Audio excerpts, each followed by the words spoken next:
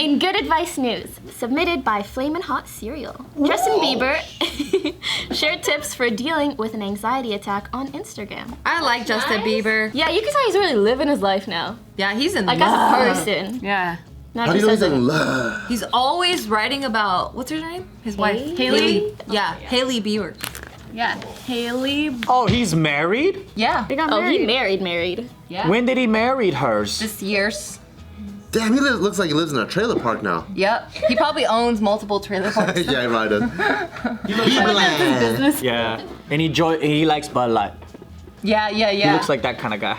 So And he's in white tank tops. And has a brother named Skeeter. Yep. So he shared to Instagram this post that says tips to help with an anxiety attack. Damn.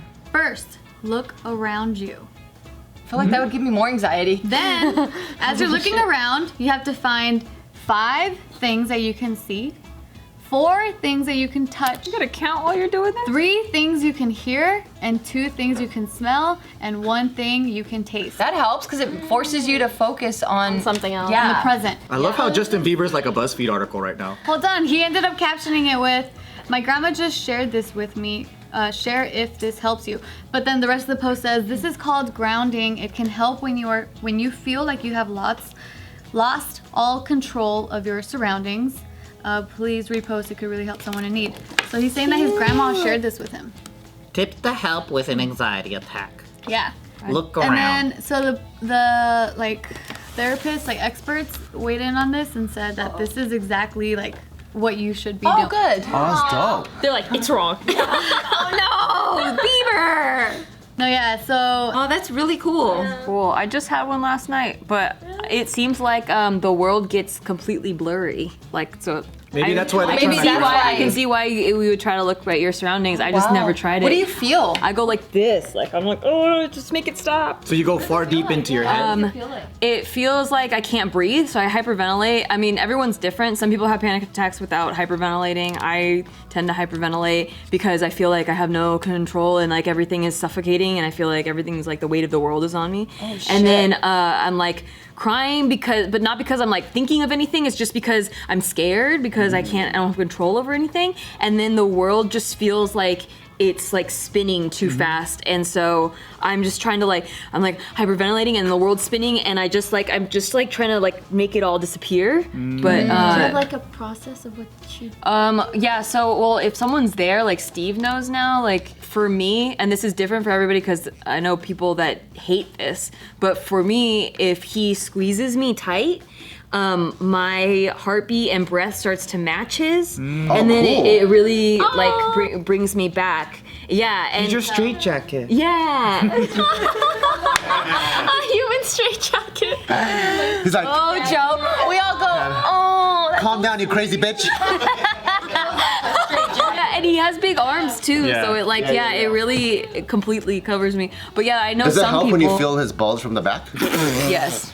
It's one thing I can touch. Yeah. Because He holds you from the back and he gets a boner while you're having an anxiety attack. You're Yeah. like, oop, wait Actually, a it turns him minute. on when I cry, so Oh my God, you guys are fucking freaks. fucking a lot. But no, I know some people that hate to be touched when they're having an anxiety attack. Depends on the person. But I wish I would have known that yesterday. I Grounding. would have tried it, and then Well, now I you would could have have told the you some future. results. Okay. yeah.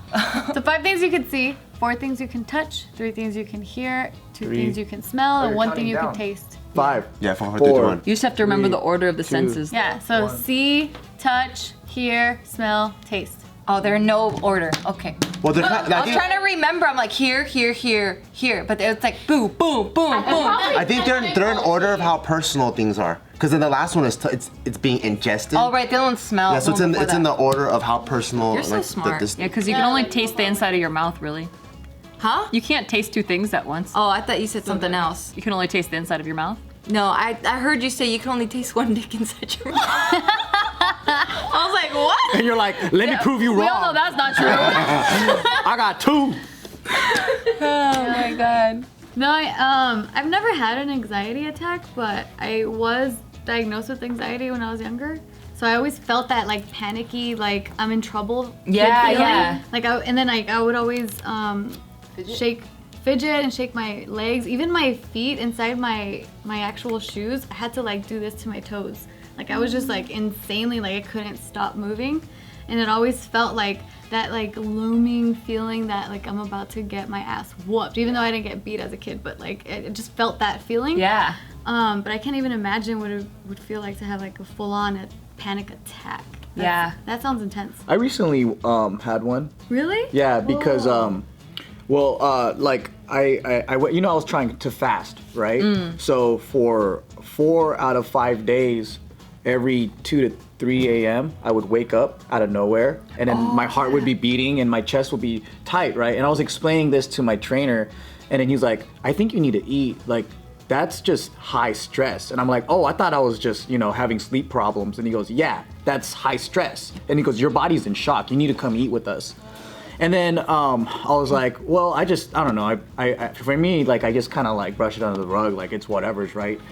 And then while we're about to eat, I start feeling this like same feeling. I'm like, "Oh shit, this is how I feel when I wake up in the middle of the night." And then they're like, "Oh, you don't look so good." And Gilbert was there and he's like, "Man, it looks like a bus just hit you." And you're like, "You're losing color and all that." And I'm all like, "Really?"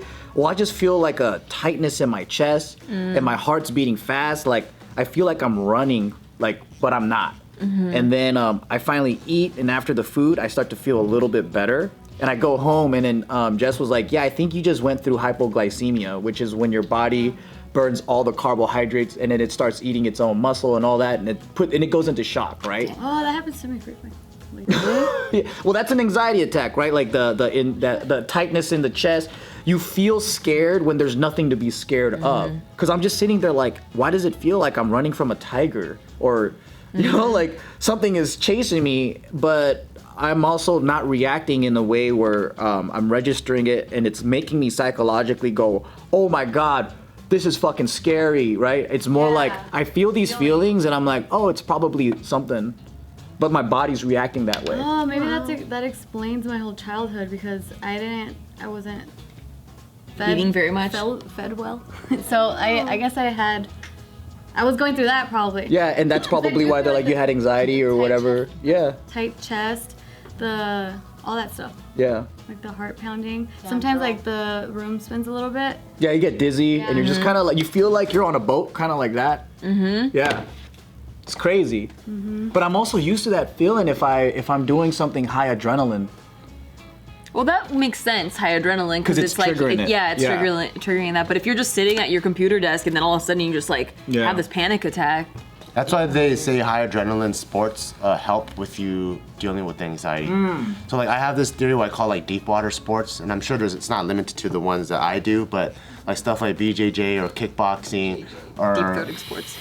or like CrossFit or like scuba diving or like anything where if you decide to fail, you have extreme dire consequences. Oh, fuck. So for example, like basketball, it's not a deep water sport. It is for me. Because if you don't want to play, you just walk off the court, right? But if you're kickboxing, you put your hands down, you're getting knocked out. In BJJ, you're getting choked out. Or if you're swimming, you're like, I don't want to swim anymore, you drown. So there's like extreme dire consequences for you quitting, but being able to control your breathing in those sports, in those high adrenaline sports, when you come back to a normal situation and you feel the same way, like you're able to kind of like breathe yourself and talk yourself through it. So I actually like training in those sports because it's like getting a little bit of those doses every single day, I think Little helps. taste of death. You're microdosing on adrenaline, basically. Interesting. You're microdosing on adrenaline. Yeah, I think it helps you. It really helps you put things into perspective. 'Cause I actually had like a anxiety attack on Monday. Remember I woke up at 4 a.m. So like when you wake up and I was like, oh fuck, I'm like, what the fuck's going on? And I had like a lot of like work stress kind of built up in my mind, with the one that I told you about. Yeah. And then I went to the gym, and then I was kind of like driving with my heart rate going like this. And then but when you train your ass off, and then you're like, all you're worried about is oxygen, nothing really matters anymore. Like Wait, you had a Instagram- morning anxiety attack on Monday morning? Yeah. I did too. Oh shit. Yeah. Anxiety brothers. Anxiety, brother. Over to the same work thing? I don't know. No, mine was like barbell related. Oh, okay. But it was like Yeah, it was just all kinds. It's like, but afterwards, when I'm like training, you're gasping for air. Then whatever was this looming thing doesn't really matter because like a lot of anxiety is triggered just by first world problems. Yeah, I just jack off. That helps out a lot too. Maybe that's why I like extreme sports stuff. Because people like it because it puts you in a Zen mindset. Because all the first world problems gets pushed aside. that feeling. Because you're like life or death right now. Yeah. So you probably like deep water sports too. Yeah. I just call them deep water. Because my whole theory behind it is the fight or flight response. Right? Yeah, that's so exactly if what it is. people are more flight, then anxiety and adrenaline actually causes them a more negative experience than maybe people who likes fight. So then, if you're attracted toward that adrenaline and you like a little bit of anxiety and you thrive in that environment, I think you're more of the fight response when something stressful happens. Interesting. I would have never thought of myself as a fighter. I like that you guys are so open to talking about it though. And most people You want to see my nowadays- butthole? I'll show you that too. Sure. No, that's mine. Oh my gosh. No, Do it you actually- struggle with anxiety at all? Or like ever felt I think anxious? stress, yes. Anxious, definitely feeling, but never to the point of like anxiety or panic attacks. But it just makes me happy to see like other people talking about that stuff because Because it makes you feel better because you're like, I don't get these. no, Flex, no? no, because I can imagine like people at home who go through that stuff. And when it comes to like health issues, like people always think like this is something that like I have to deal with on my own. But when you see other people like talk about it, you're like, oh shit, like maybe I'm not that messed up. Other people are going through this. Yeah. Like I have like if I stress a lot, I get stress issues differently than like most people. But if I saw a lot of people talking about it, I probably wouldn't feel as bad about it. You know what I mean? So I can imagine from that perspective that it's good that we're all more open about this. But I want to ask you guys, I don't know if I'm going too deep by Never thinking too deep. about this. I'm sure you I'll can. tell you even more than you don't want to know. Never. Do you guys feel like we're almost, you know, in a generation where there's like an epidemic of mental health issues and panic attacks, Hell yeah. like driven by this like hustle grind I think type so. of thing, right? Like you say first world problems, and it's like to some extent, yeah, because like you know we're lucky to have jobs to be worried about, but also I feel like if we're so lucky to have these jobs, like we should have a mentality of being more happy about the stuff that we do, as opposed to like I have to be doing better and it's doing this and doing that. Sometimes I think that it's an evolution kind of thing because like past what is it? Not generations, but like Eras. yeah, like past eras, they had different problems to worry about. Like even just past generations, like there were wars going on around the whole world, and then now this is just like our era's war that we're dealing with. When a war on ourselves. Yeah, and I think because it's so open now too, I feel like there's a lot of self-diagnosing happening, and a lot of that could be, not to say that I'm invalidating a lot of people here, but some people will use it as a crutch and just, and they, if they're going through some sort of adversity or something, like for me at least, I'm like, I as a human species, I feel like I have to go through these feelings and I have to like feel these emotions of negativity because that's what's gonna help me understand what the fuck just happened, grow from it, so that the next time when it does happen, then I know how to react. deal with it. Yeah, instead of going like, oh fuck, like I'm gonna shut down now. I think what's cool about this generation though is that we're not about suppressing. Yeah. So everything is out in the open. So then we can have these conversations of how to deal with it when it happens versus the previous one is like you're an you're a idiot. bitch. You're crazy. You're something. If you have it, something's wrong with you. You know. You gotta work through that shit. Keep your head down. Yeah. Yeah.